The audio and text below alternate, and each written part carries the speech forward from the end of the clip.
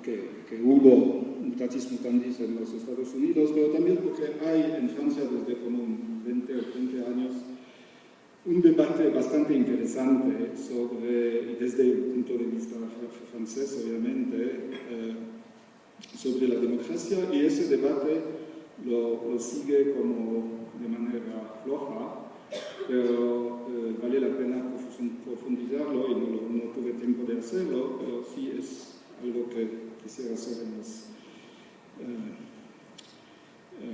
meses que vienen, y de hecho con la ayuda de Fernando Galindo procuré que la biblioteca comprara aquí una serie de volúmenes bastante importantes de autores franceses que escriben en francés y que entonces que les obligan a aprender francés, que es una muy buena cosa si quieren participar realmente a un debate muy interesante y muy profundo. Lo que yo voy a decir va a ser muy superficial, tengo nada más que 15 minutos, y lo concibo como un marco muy general para que se planteen como problemas de manera más detallada y más profunda.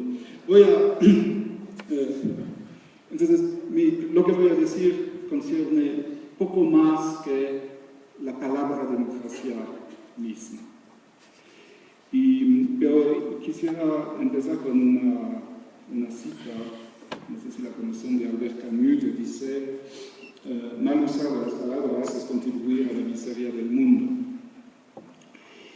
Y entonces creo que es muy importante el debate que es un debate académico y no político, que reflexionemos sobre lo que significan las palabras.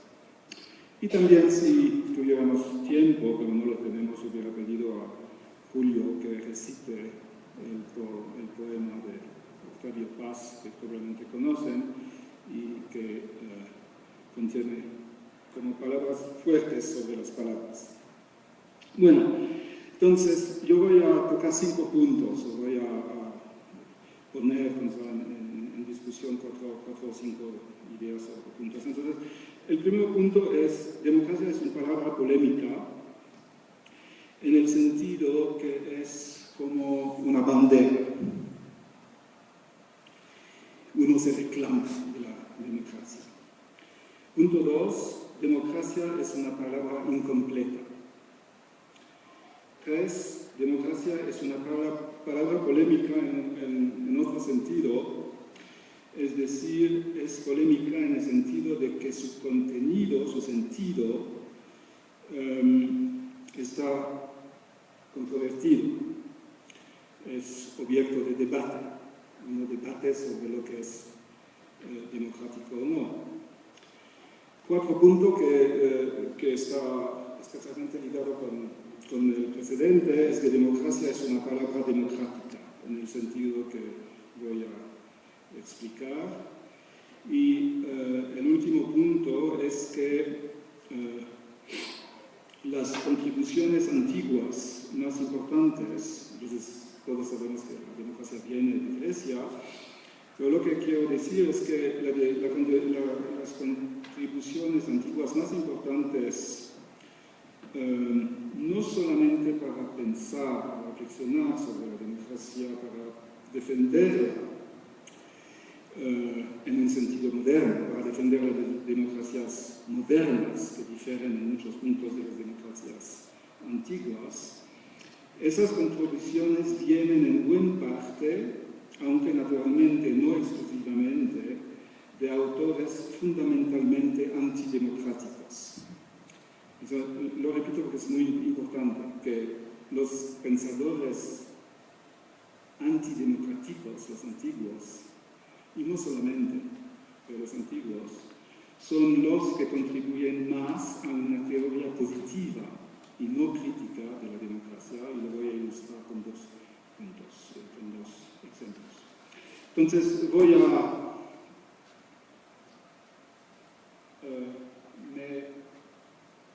¿Me dices 5 minutos antes? Entonces, punto 1. Democracia es una palabra polémica. Es una palabra de combate, y es muy importante tener eso en la mente, porque es un herramienta político. Y voy a dar dos ejemplos, que son dos ejemplos bien conocidos, pero simétricos. El ejemplo bien conocido viene del papel que juega la reivindicación democrática en la lucha contra regímenes totalitarios y autoritarios. Entonces, cuando uno combate a regímenes autoritarios o totalitarios, la palabra que viene es, la bandera que viene es democracia. Y entonces hay muchos ejemplos en los siglos XX y XXI, en Europa, por ejemplo, los países del este, en las Américas, México y ahora Venezuela, entre muchos otros hay como la reivindicación, la palabra que reúne a la gente es democracia. Hay un aspecto derivado de esa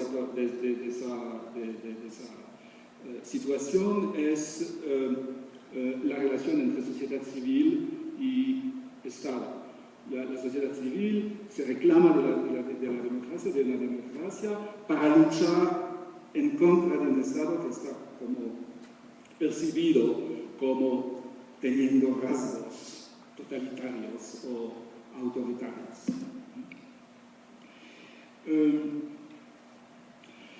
Una cosa quizás menos conocida que eso, y que es bastante interesante, es que la palabra democracia no es originalmente, es decir, en el contexto griego, una palabra que fue fragada por los demócratas, sino más bien por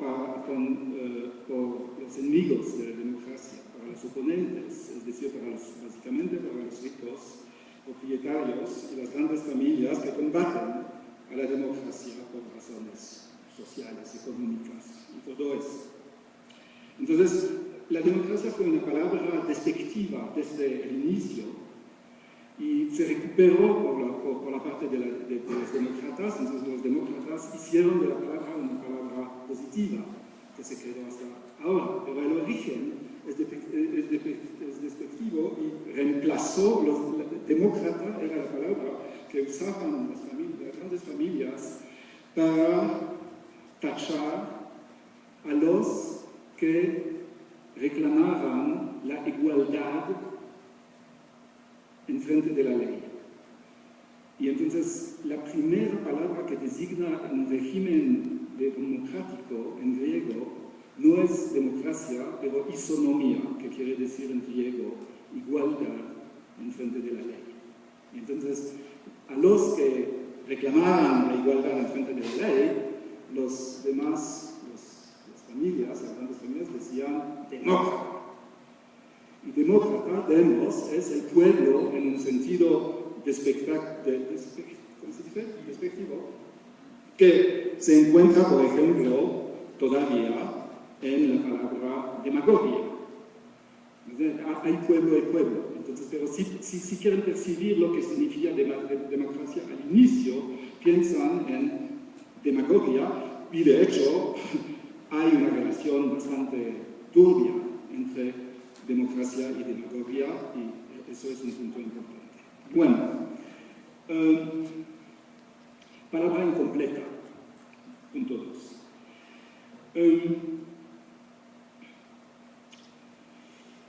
Entonces, democracia quiere decir poder de decisión político de parte del pueblo. Poder del pueblo, poder político, poder de tomar decisiones políticas. Pero la verdad es que las nociones que forman parte del conjunto de las nociones que están asociadas a la democracia no están contenidas en la palabra democracia. Y hay dos cosas importantes aquí. Antes que nada, quizás no antes que nada, pero hay el problema del funcionamiento de la democracia. Se aludió aquí en el problema de la democracia representativa versus la democracia directa. Entonces hay democracias y democracia, hay varios mecanismos que cambian obviamente el sentido de la democracia. Entonces, y que son más importantes que la palabra democracia misma, porque lo que cuenta aquí realmente son los mecanismos que implementan la idea de democracia. Entonces, eso es para los mecanismos políticos, pero hay también las nociones como conceptuales que rodean, que están inclusas en la palabra de democracia, y esas son las grandes palabras de civilización, como ley, ya yo lo mencioné, ley, libertad, igualdad. No hablemos de fraternidad, porque fraternidad es un concepto francés republicano, y hay una cosa muy interesante sobre la relación entre república y democracia, pero no vamos a entrar en eso. ¿Qué más? Son las más importantes. Palabra.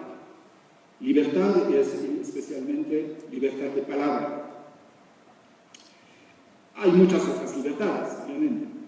Y cada uno de esos términos, igualdad, libertad de palabra, libertad de propiedad, libertad de creencia, son como muy llenos de problemas en sí. Entonces, democracia es como una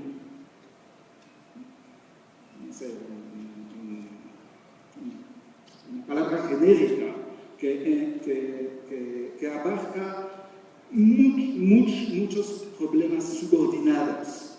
Y entonces, cuando uno habla de democracia, realmente lo de que uno debería hablar son de las nociones subordinadas, las palabras que yo llamo palabras asociadas. Y es, obviamente, un problema para cada discusión sobre la democracia, porque hay que especificar en qué sentido y a qué nivel de democracia uno se encuentra. Bueno,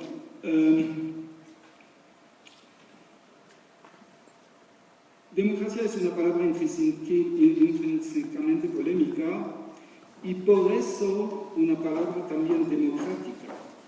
Ok, 5 minutos. Gracias.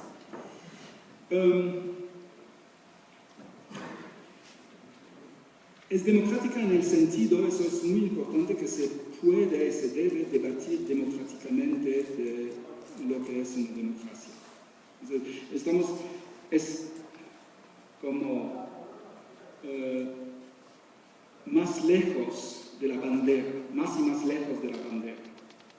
No es una bandera, la bandera es una señal muy clara. Y aquí estamos en debates muy refinados, sutiles, donde hay divergencias sobre lo que es más importante en la democracia. Y lo que es más importante en la democracia es objeto de debate democrático. Entonces, debería ser. Y en ese sentido digo que la democracia es una palabra democrática, hay que decidir qué tipo de democracia queremos. Chema. Bueno, voy a terminar con un pequeño desafío relativamente a los autores antiguos. Entonces, Grecia es la cuna de la democracia. Conocemos bastante bien el funcionamiento de la democracia antigua, pero no hay básicamente textos históricos escritos por demócratas sobre el funcionamiento de la democracia. Los textos teóricos y filosóficos que tenemos vienen todos de personas, de filósofos, básicamente, que están más o menos opuestos a la democracia, a la democracia griega, obviamente. Y los dos más grandes son Platón y Aristóteles. Platón es un poco más antidemocrático que lo es Aristóteles, y Aristóteles tiene rasgos democráticos bastante fuertes. Voy a decir una cosa de eso. Pero básicamente son autores antidemocráticos. Pero Platón tiene cosas muy importantes que decir sobre la democracia, que no son las cosas que todos conocen. Porque lo que conocemos todos, lo que ustedes tendrían que conocer, es la República de Platón, donde hay un filósofo rey y la democracia es mala porque todo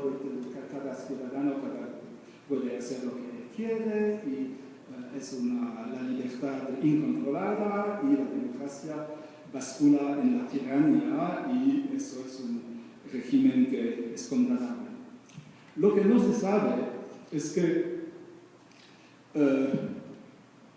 Platón no escribió después de la República las leyes, y que las leyes son básicamente una crítica de la República, donde Platón dice, eso es, la República es como una utopía, está muy bien con modelo, pero no puede aplicarse por varias razones, y vamos a proponer una constitución que sí corresponde a posibilidades reales de los humanos. Y esa constitución es mucho más importante para la historia del pensamiento político que la República de Platón, o importante en otro sentido, digamos. Y es lo que introduce la noción de constitución mixta. Y la constitución mixta, ¿qué es una constitución mixta? Es una constitución mixta que básicamente mezcla dos tendencias por sí mismas opuestas, que son la competencia, la norma de la competencia por un lado y la norma de la libertad por otro lado. Y entonces, como Platón llama la competencia el privilegio de la aristocracia y la libertad es el principio democrático, según Platón, el resultado es que la constitución mixta es una mezcla entre dos normas, la norma de la competencia y la norma de la libertad. Y el pensamiento de las leyes hubo a través de los siglos sobre el pensamiento jurídico, sobre los romanos, sobre la Revolución Francesa, sobre Montesquieu, sobre la Constitución de los Estados Unidos, mucho más peso. Y de hecho vivimos en regímenes que se llaman democráticos y que lo son, pero donde la cosa más importante es la división de los poderes, la obediencia a la ley, que es una exigencia platónica también, y etcétera, etcétera, podría decir más. Un segundo más sobre Aristóteles. Aristóteles tiene un capítulo magnífico en su política, donde explica por qué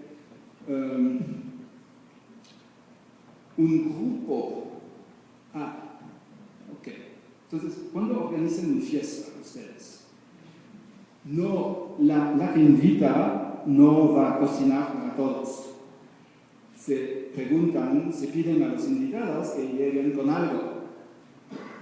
Y el resultado es mucho mejor que si la cocinera en cuestión hubiera sido al lado de su horno todo el tiempo. Entonces, y eso se llama en griego erranos. Un erranos es exactamente una fiesta de ese tipo, donde cada quien viene con sus pequeños platitos.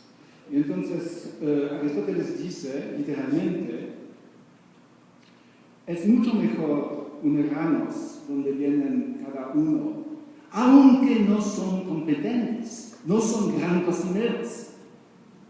Pero el resultado final es mucho mejor que si se hubiera confiado la cocina a una sola persona, por varias razones que Aristóteles no especifica, pero les dejo soñar con las consecuencias. Gracias.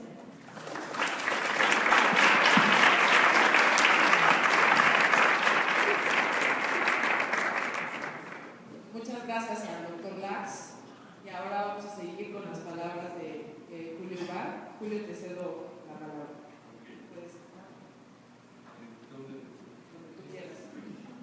¿Se oye? Son muchísimas cosas las que me gustaría decir, son 15 minutos. Entonces, voy a ser increíblemente escueto y voy a saltar precisiones, voy a hacer generalizaciones.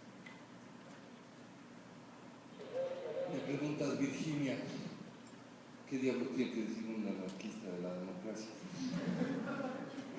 Es buena pregunta. Mira, no soy anarquista de esos con bombas de mucha anarquía. Soy anarquista cristiano, esto quiere decir. Es una actitud paulina, la ley mata, el Estado es el enemigo, no sabemos cómo evitarlo, pero es una bestia que hay que mantener en silencio lo más que se pueda. Eso quiere decir que todos los anarquistas cristianos que yo conozco han sido de un modo u otro, como Occidente, liberales. Vamos a definir. Liberal es la limitación del poder. Digamos que el universo liberal es aquel que supone que el poder debe ser limitado. Ese es el primer paso. Pronto, la palabra se utiliza después de que se utiliza el principio, es decir, la definición es posterior al hecho. Siguiente paso, una vez que el poder puede ser limitado, cosa que sucede varias veces en la historia, hay que dividir el poder. Eso es modus vivendi. Nosotros en Occidente conocemos, y ahora es para prácticamente todo el mundo, la división tripartita, ejecutivo, legislativo, judicial. Y la democracia es la distribución del poder. Es decir, este poder que es limitado, que está dividido, además está sujeto a los comicios, a las voluntades, a las compulsas de la voluntad popular. Todo esto es de un orden geométrico riguroso, parece ser un racionalismo puro, y ahí es donde nos vamos a meter en problemas, porque, a ver, lo voy a tratar de explicar con un ejemplo, tomado del poder legislativo. Originalmente existe la diputación, bien pronto, hay un número de escaños, de curules. En una elección aparecen determinadas proporciones entre estas posibilidades, pero siempre va a quedar un remanente de votos que no alcanzan para otra curul o para etcétera. ¿Qué hacemos entonces? Bueno, hay dos fórmulas, básicamente dos fórmulas racionales, la de Jardin, que es los residuos matemáticos se distribuyen en la misma proporción que los votos ejercidos. ¿Ok? Eso no debería tener ningún problema, excepto que tuvo a Italia y a España por más de un año sin formar gobierno. Así de complicado puede ser. La otra forma es compensatoria. El resto de los votos se asigna de manera inversa, más al que menos votos tuvo, etc., de manera compensatoria. Esto tuvo a Bélgica más de 2 años sin formar gobierno, y a Polonia. Bueno, Islandia es distinto, pero también estuvo 7, 8 meses sin formar gobierno. Muy bien, tenemos una idea racional, con una respuesta racional, y falta todavía otra parte.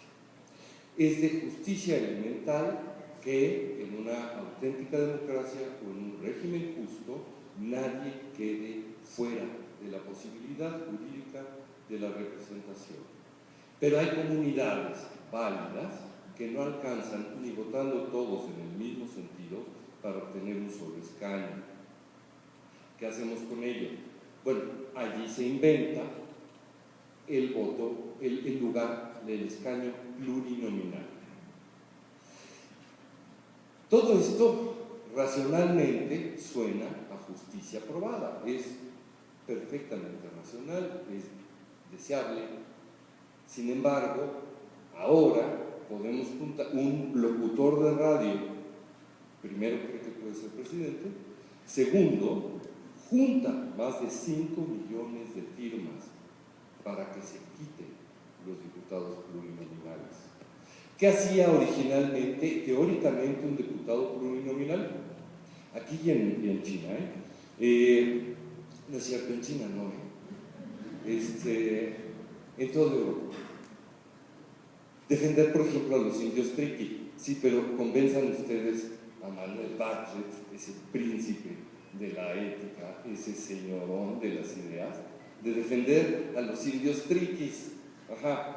Y el resultado final de la defensoría de los más débiles es el fortalecimiento de los clanes en el poder y una mayor burocracia.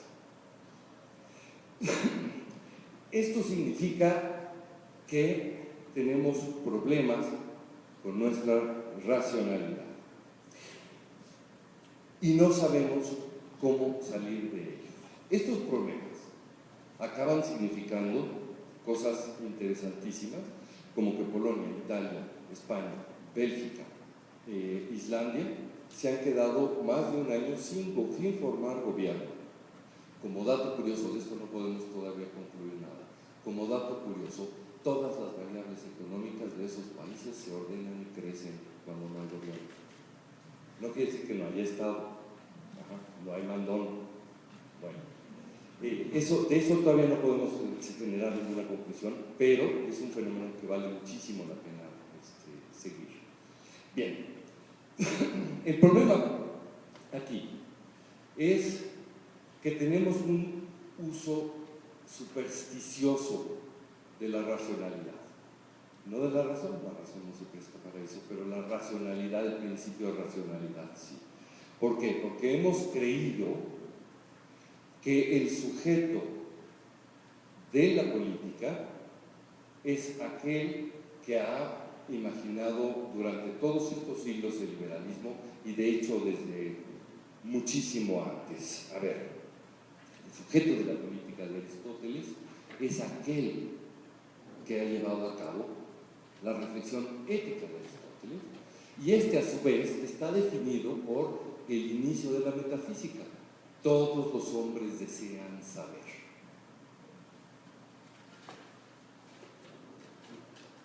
No solo porque tengan ganas, porque está en su naturaleza. Desear saber es parte de la naturaleza del hombre. Veamos si esto es cierto. Cuando Occidente separa poderes, la época del racionalismo, cuando después Luis XIV va a tratar de dar el golpe de mano y reunir de nuevo aquello que estaba separándose, diciendo el Estado soy yo. Porque si lo tuvo que decir es porque ya había la duda. Se empieza a trabajar con la idea de una persona específica que, según la naturaleza humana, digamos, Descartes, por ejemplo, el discurso, el método, el sentido común es la cosa mejor repartida. Ahí no sigue un punto, siguen dos puntos, ahorita los retomo.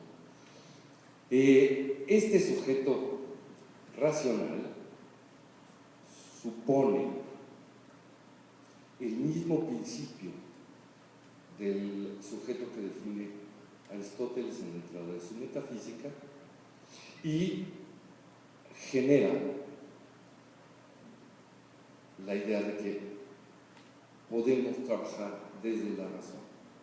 Había una ironía, esos dos puntos, después de todo, el sentido común es la cosa mejor repartida, dice, todo mundo cree tener suficiente. Es una ironía lo que está haciendo Descartes y debió haberse atendido de ese modo. Ahora, esta misma confianza se traduce, por ejemplo, en Kant, desde el corazón, el imperativo categórico. Obra de tal modo que la máxima de tus actos pueda ser erguida en norma universal. Allí lo sorprendente es que alguien tenga la confianza en la racionalidad y en la naturaleza humana como para suponer que se pueden describir, definir los actos que un sujeto lleva a cabo en forma de máximas. Es una confianza en el racionalismo que se nos ha revelado poco a poco cada vez más supersticiosa. Resulta que no es así. Resulta que ese no es el sujeto político. Resulta que ese es una forma de sujeto que actuaba, que suponía una forma del universo. Es decir, aquel de la ecuación aristotélica, también está en Platón, también si quieren está en Heráclito. La virtud es conocimiento y el conocimiento es virtud. Son equivalentes, no se puede conocer y carecer de virtud, no se puede ser virtuoso si no se tiene conocimiento. Esto significa, esta confianza significa que las virtudes y la verdad ocupan un lugar exterior a mí, son conocimiento objetivo. Quedan 5 minutos y voy en el siglo XVIII. Acabemos. Este sujeto es el según el cual hemos hecho nuestra legislación, pero no es, no es el sujeto que lleva a cabo su elección de voto.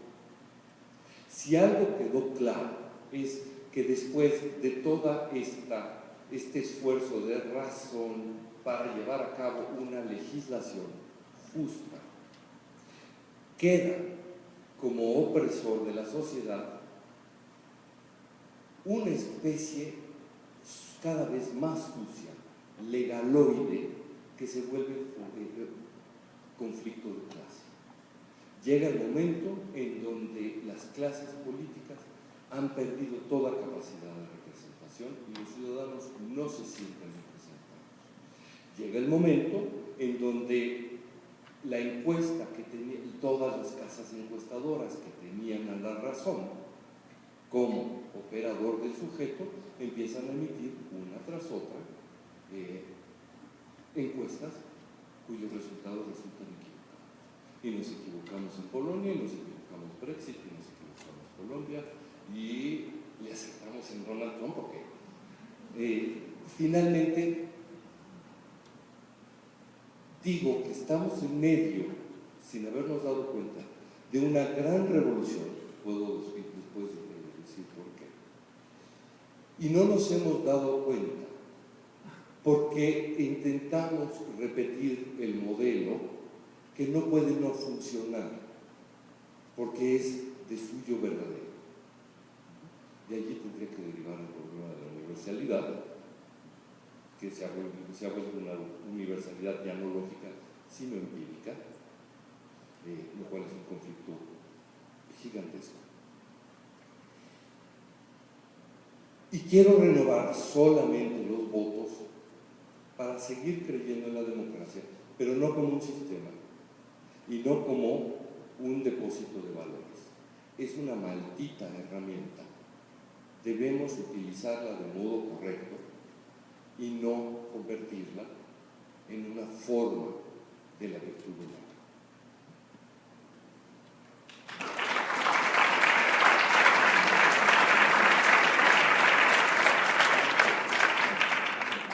Muchas gracias, Julio. Ahora vamos a seguir con el doctor Fernando Galindo.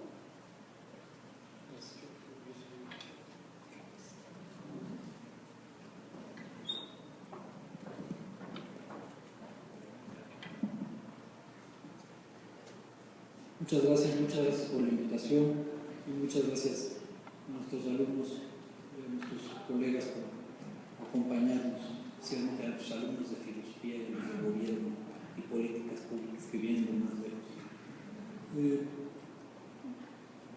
Yo estoy muy de acuerdo con las consideraciones del profesor Lax y de Julio, y únicamente quisiera presentar o esbozar brevemente cómo es que, en mi opinión, se puede reconstruir la historia reciente para explicar de alguna manera, por supuesto no exhaustiva ni necesariamente correcta, la situación en la que nos encontramos respecto a un profundo desencanto democrático por parte de muchos de los ciudadanos de muchos de los países democráticos del mundo. Me parece que quizá lo más importante del momento que estamos viviendo, y ahora que escuchaba al profesor Lax y a Julio, creo que es parte de lo que se sigue, de lo que dicen es, hace poco nos decía un profesor de Aguascalientes, el profesor Claudio Calabrese, en otro foro parecido a este, que teníamos que aprender a habitar la incertidumbre, y creo que es parte de lo que se sigue de lo que nos dicen Julio y el doctor Lax, que es la democracia como palabra polémica, la idea de un sujeto que no sigue parámetros escuetos, probabilísticos, llevan a una situación en la que hace falta filosóficamente aprender a entender cómo se vive con esa incertidumbre. Por otro lado, una serie de acontecimientos políticos en la historia muy reciente que también acrecientan esa sensación de inseguridad y de confusión. Y me referiré brevemente a lo que ocurrió en el 2001, en el 2008, en el 2011, en el 2015 y ahora en el 2016. En cierta manera creo que podríamos rastrear el inicio de esta incertidumbre, que yo diría que es una incertidumbre quizá de tres tipos. Por una parte hay una muy fuerte incertidumbre económica, que en mi opinión es muchas veces la más seria, porque no es patente para muchos de nosotros que sea viable el modelo de desarrollo económico que tenemos, y eso no significa que no vamos a llegar a tener una vida de lujos y excesos, sino que ni siquiera vamos a llegar a tener un seguro médico y una casa propia y una educación medianamente aceptable para nuestros hijos. De la mano de esa incertidumbre económica me parece que hay también una gran incertidumbre de tipo, supongo que se llama militar, de balance de fuerzas militares, y creo que también hay una incertidumbre respecto a la posibilidad de que el gobierno democrático sea eficaz en la atención de los problemas que enfrentan nuestras sociedades. Y me parece que esas tres formas de incertidumbre pueden rastrearse al ataque del 11 de septiembre en el 2001, que generó por una parte una gran sensación de miedo. Es el inicio no es el inicio del terrorismo, siempre ha habido terrorismo, y en el siglo XX ustedes saben que hay también muchos ataques terroristas después de la Segunda Guerra Mundial, pero es el primer gran ataque terrorista que se transmitió en vivo y que fue visto por millones, seguido, una especie de reality show macabro, seguido por millones de personas en todo el mundo. Y eso generó un sentimiento de miedo que yo creo que no ha desaparecido en Norteamérica y en Europa. Pero no solo eso, generó también un sentimiento de miedo, por supuesto, frente a la violencia, pero también frente a lo otro que se manifestó con toda esa radicalidad que es el Islam. Se dice muchas veces, a mi modo de ver erróneamente, que hay que tratar de separar el terrorismo y el Islam, que no tiene nada que ver, pero nosotros sabemos que lo que querían los terroristas era precisamente establecer esa vinculación, la vinculación entre una fe que entiende el mal y que vive de un modo perverso y un modo de obrar que justo quiere generar que uno entienda que es una manifestación de esa fe. Y ese patrón se ha seguido en todos los ataques terroristas que hemos visto a partir del 2001, y creo que tuvieron éxito en el sentido de generar una reacción de miedo y también de rechazo en amplios sectores de la sociedad norteamericana y europea. Y creo que una de las cegueras más graves de los políticos de estos países fue responder con la misma moneda de siempre del multiculturalismo y una especie de wishful thinking, de idea de que no hay problemas de convivencia en las sociedades que son radicalmente plurales como las sociedades de Europa y Estados Unidos. Por otro lado, se generó también una nueva inseguridad militar, porque se demostró que incluso la superpotencia es vulnerable. Si recordamos la reacción de los Estados Unidos posterior a la guerra al ataque del 2001, pues es la conducción de dos guerras las dos fueron rotundos fracasos de Estados Unidos en Medio Oriente, y uno ahora a todo pasado reconstruye lo que sucedió. Tuvimos a Bush, que era pues torpe como era, y es, a lo mejor se le gustó, pero poco probable, pero se dedica a pintar, entonces pinta cosas en latina, tiene como reflexiones que debió haber tenido antes, a veces demasiado tarde, pero tuvimos a Bush, y Bush siguió una estrategia muy agresiva con los neocons, los neoconservadores, la teoría del dominó, de que hacía falta tirar una de las tiranías en Medio Oriente para que cayeran todas y surgiera una especie de nueva democracia, y no funcionó. Después llegó Obama con la idea de retirar a Estados Unidos de estos dos escenarios enormemente complicados, y tampoco funcionó, lo cual es muy difícil porque pasa uno de una guerra de ocupación a dejar esa guerra de ocupación, y del vacío de poder permite que se genere algo tan abominable como el autodenominado Estado Islámico. Eso en el sentido militar. En el sentido económico es también muy grave porque las dos campañas en Afganistán y en Irak promovieron un sobreendeudamiento en los Estados Unidos que de alguna manera dio al traste con el crecimiento económico que se dio durante la era Clinton, y que además en cierta medida explica el apoyo que hay por parte del gobierno estadounidense a las facilidades para comprar casas, a las facilidades hipotecarias, además de muchas otras variables que creo que tienen que ver con la posterior crisis del 2008, que es una crisis formalmente económica, pero que tiene consecuencias políticas. Recuerden ustedes, tenemos la caída de Lehman Brothers también en septiembre del 2008, y posterior a eso viene una crisis global en los mercados financieros, y eventualmente viene la llamada eurocrisis, que es la paulatina complicación de la situación económica de los países estos que curiosamente apodaron PIGS: Portugal, Italia, Grecia, España. Esta situación económica es muy grave porque por una parte cuesta mucho a las unidades domésticas, a los hogares norteamericanos, que pasan de ser clase media a ser una nueva clase precaria media, una clase media que no es capaz de tener casa propia y que tampoco es capaz de enfrentar las demandas por parte del sistema de salud, del sistema educativo que requiere como unidad doméstica.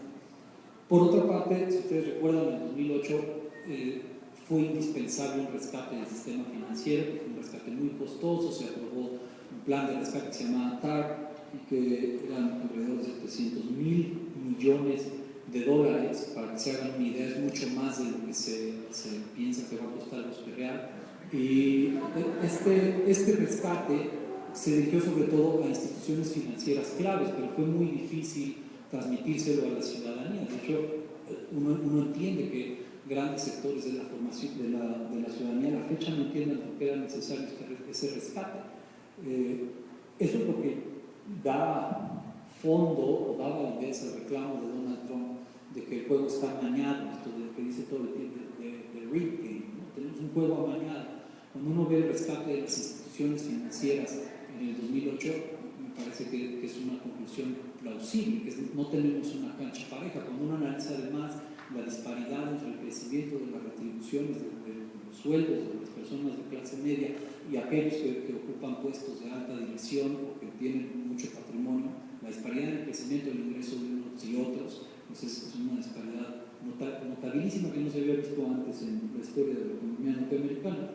Tenemos entonces, por una parte, un gobierno que militarmente queda muy desprestigiado con campañas fallidas en Medio Oriente, con Irak y Afganistán, y después queda muy desprestigiado con un rescate bancario que era forzoso, pero que es muy difícil de justificar. Todo esto da lugar a la llamada eurocrisis, que tiene unos puntos más álgidos en el 2011, y por si eso no fuera poco, tenemos también la llamada primavera árabe, que ahora también sabemos que no era lo que esperábamos, no fue un súbito nacimiento de democracias liberales en el Medio Oriente y de los países que lograron quitar a su dictador.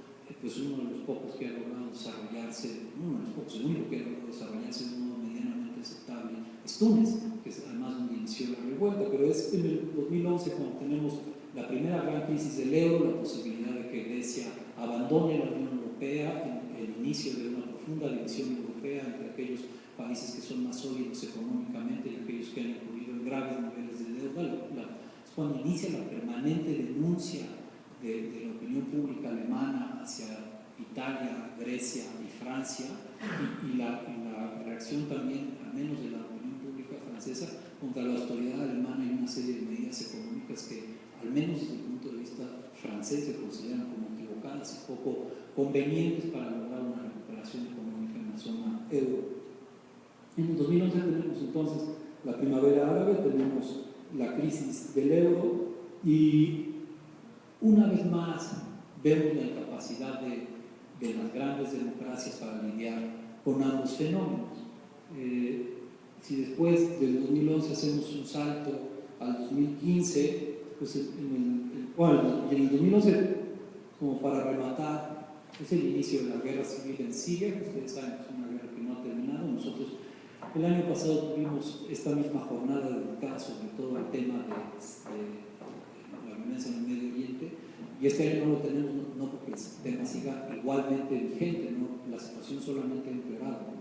Eso es algo también que inicia en el 2011 y también es el terremoto y posterior tsunami en los reactores nucleares de Fukushima, que es un ejemplo de la ineptitud del gobierno japonés. Es decir, otra gran democracia, una democracia con casi 50 años de edad, que también muestra que es incompetente para atender problemas básicos de seguridad de su población.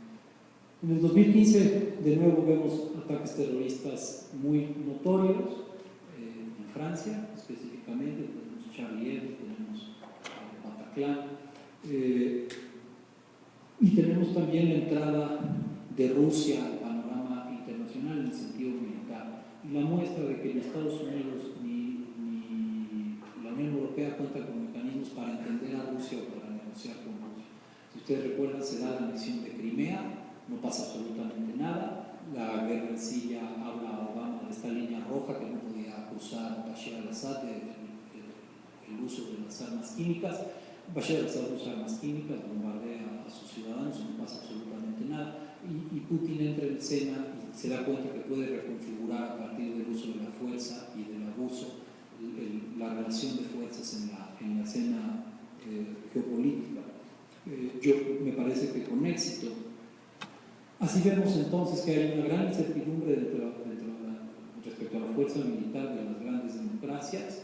Es algo sobre lo que ha insistido Donald Trump en muchas ocasiones, diciendo que Estados Unidos no tiene por qué pagar por la defensa de Gran Bretaña, de Alemania, de Francia. Hay esto de la OTAN, del Tratado del Atlántico Norte, y un compromiso de destinar un porcentaje del Producto Interno Bruto del país a la defensa, y los países europeos miembros de la OTAN no lo han cumplido.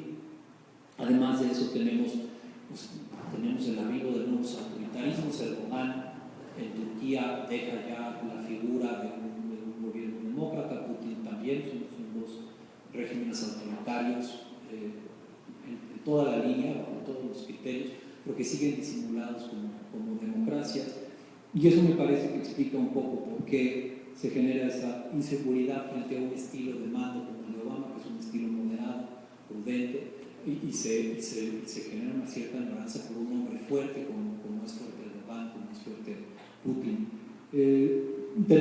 También continúa la inseguridad económica, porque estamos en una etapa que llaman de new normal, en una etapa de poco crecimiento económico. Sabemos que las variables del empleo en Estados Unidos son muy cuestionables, porque se piensa que no son empleos buenos, son sobre todo subempleos. No ha habido una recuperación como la que se esperaba, y tenemos también la permanente sospecha de que la democracia no es el sistema de gobierno que puede resolver este tipo de problemas, y eso da lugar, en mi opinión, al nacimiento o renacimiento de una serie de posiciones extremas en diversos países de Europa. Eso creo que es lo que explica el fenómeno Trump, pero vemos un fenómeno similar en Francia con el Front Nacional, en Polonia con el gobierno actual, en Dinamarca, en Suecia, en Gran Bretaña con el Brexit, y también con Jeremy Corbyn, que es esta vieja nueva izquierda que, como se pueden dar cuenta, es incompetente para cualquier tipo de incidencia en los problemas reales de Gran Bretaña. Y luego en Alemania tenemos la famosa AfD, la alternativa para Alemania, que se deriva de una gran insatisfacción de una política de Angela Merkel, que es esta política, ella utilizó una expresión cuando se debatía sobre el rescate de Grecia, que dijo: tenemos una alternativa lógica, que eso se traduce como no hay alternativa. De cara a esa postura política surge la alternativa para Alemania, que poco a poco se va radicalizando, se va transformando en un partido de derechas en Alemania, lo cual es algo siempre muy serio, y por eso es curioso que haya voces en Estados Unidos que digan que la nueva líder del mundo libre es Angela Merkel, porque justo la legitimidad de Angela Merkel como líder política en Alemania es en este momento muy endeble. En mi opinión es esta incertidumbre con la que se enfrentan muchos ciudadanos, y es en esa incertidumbre como se pone a prueba si los ciudadanos qué es lo que quieren más, si quieren más a la libertad o a la seguridad. A mí me parece que para vivir en una democracia los ciudadanos necesitan amar la libertad, y si no aman la libertad estarán dispuestos a ceder la libertad, a cambiarla por una falsa seguridad y una falsa prosperidad económica. Muchas gracias.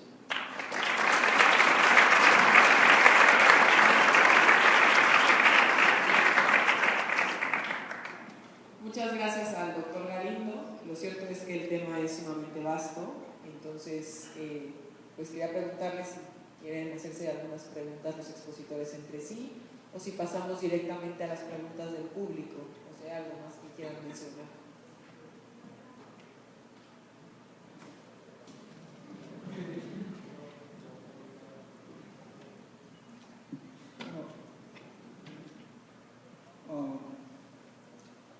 Básicamente no me parece correcta la idea de que el ciudadano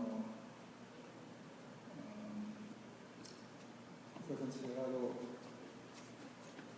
como animal nacional, que la característica mayor del ciudadano es que las teorías democráticas y los mecanismos que están implicados en organizaciones democráticas que consideran como un presupuesto la racionalidad del ciudadano, del sujeto. Y eso toma puede tomar dos formas. Uno, la racionalidad no es una, hay diversas formas de racionalidades. Entonces, cuando uno dice la racionalidad, es demasiado amplio. Y segundo, me parece que el presupuesto democrático es justo lo opuesto.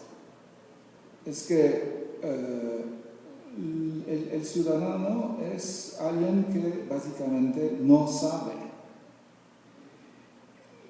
Eso no quiere decir que él debería saber, o que la transmisión de información o la información no es una buena cosa.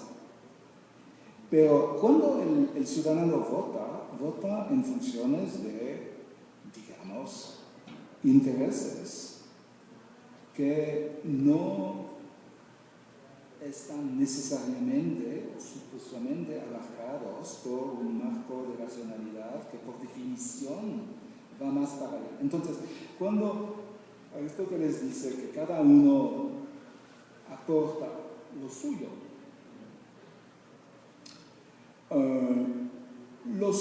no es racional en un sentido fuerte de la palabra racional, y no en el sentido fuerte que dice la palabra, es decir, conocimiento y la virtud. En contrario, Aristóteles dice explícitamente que las virtudes políticas no se confunden con virtudes dianoéticas o éticas, por ese modo. Y el hecho de que Aristóteles lo dice es una señal fuerte de que tu descripción está falsa. No es falsa. A ver, por orden. El concepto de racionalidad, sí.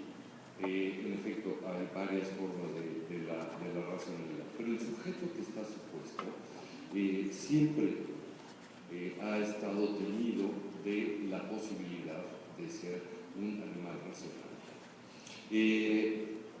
El problema no es que los pensadores políticos supongan que el ciudadano se comporta siempre de manera racional. No son tan ingenuos, y yo tampoco. Eso está muy claro desde que se empieza a hacer política en Occidente, y Ludovico Sotala o Maquiavelo tienen perfectamente en cuenta que se trata de un sujeto complejo, lleno de contradicciones.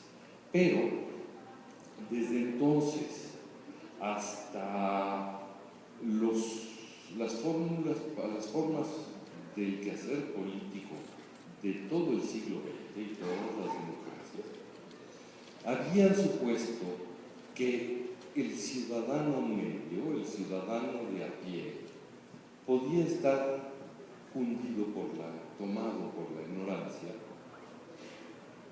pero sería capaz de escuchar y elegir, ya sea por simpatías, cosas que tengan que ver con las tripas, con el corazón o con la cabeza.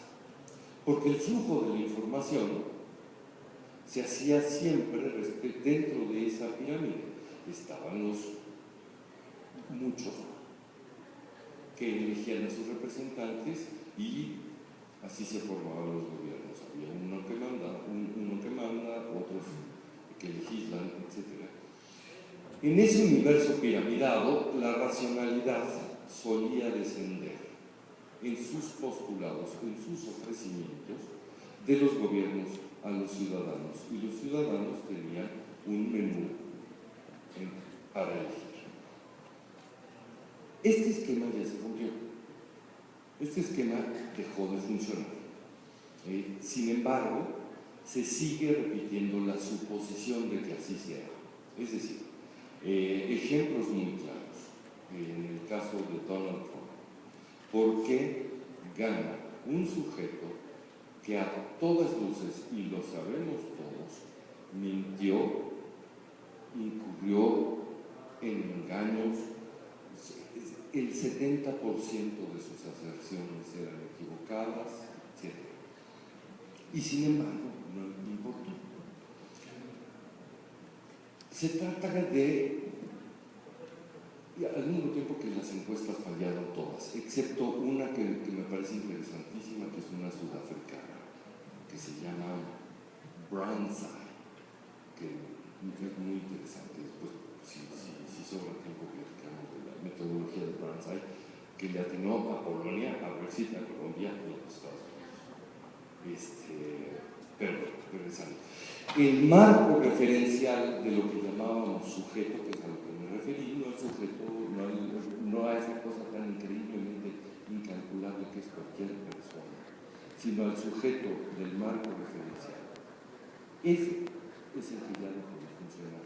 Ese sujeto, hasta el siglo XX, digamos, en el siglo XVIII cambia su estructura moral, pero hasta ahorita cambia la estructura de relación con el saber. Hasta el siglo XX podías saber que no sabía, podías suponer que alguien más sabía, y tendía a suponer que la verdad le era exterior, que no hay verdades privadas.